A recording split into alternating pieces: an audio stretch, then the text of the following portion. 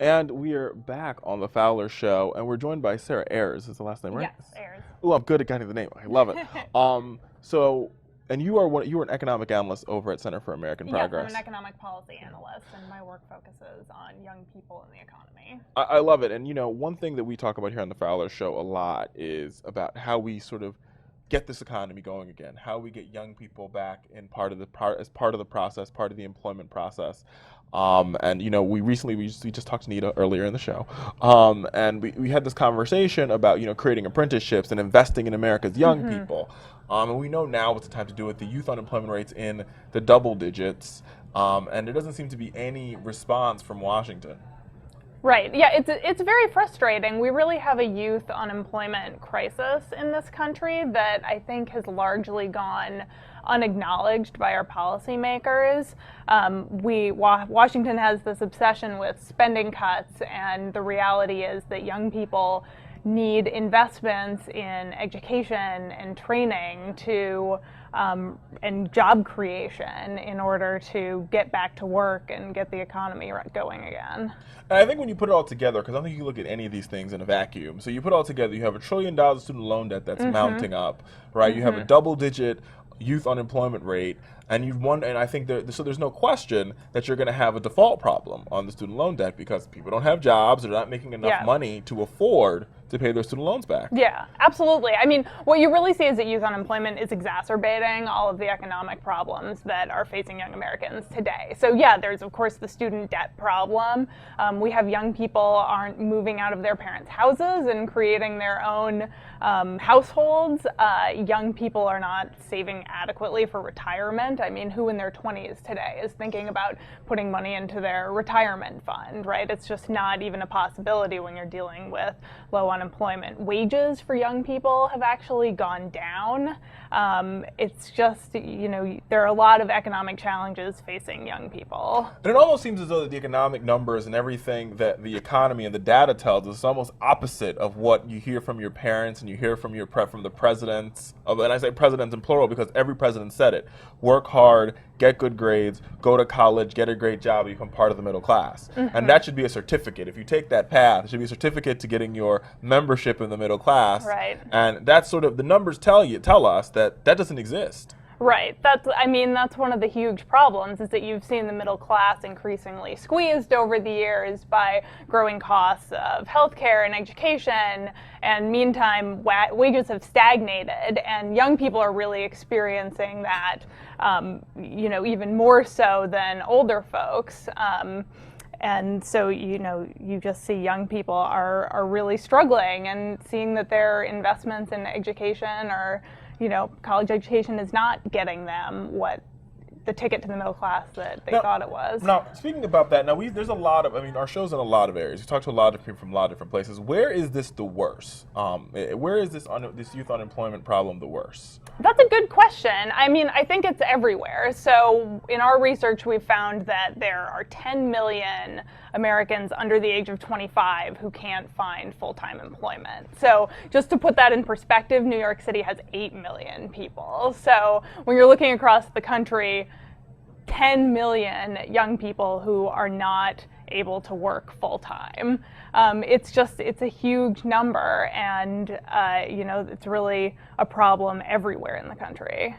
Yeah, and I think what you tend to see is that young people and I think the mantra that you always hear is they don't want to work, they want to live high off the hog. It's all about government handouts, and that's why our government doesn't work. But if you talk to young people, we have young viewers on our show. I know a lot of young people. Everybody that I know wants to work. Right. This is not.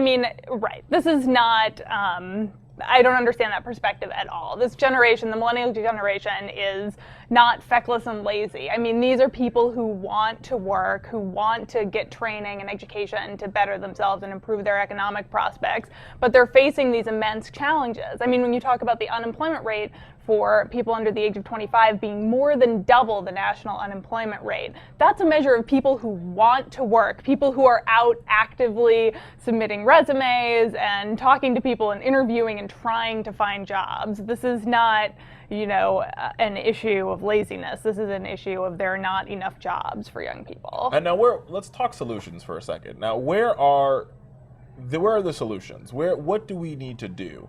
What does our do-nothing Congress need to do? Right. Well, first of all, we need to end this short-sighted obsession with spending cuts.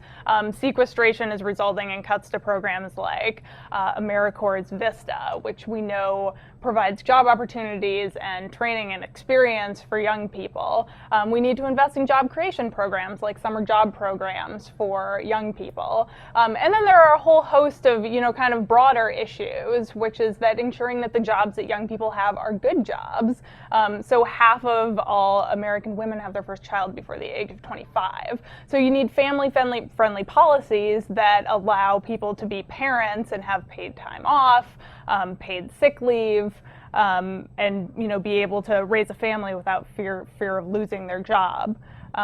We need to make saving for retirement easier for young people. We need to reduce the cost of college education and make it easier for people who have already ended their education to pay back their student loans.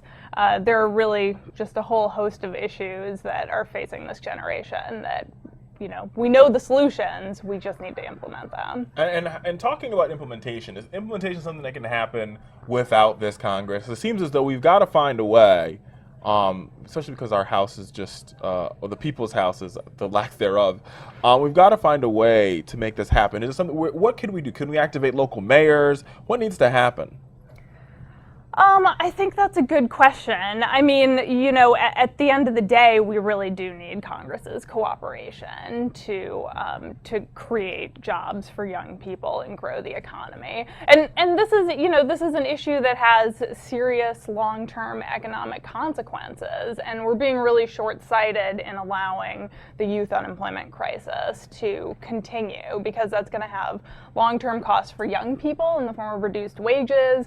It's going to have long-term costs to taxpayers.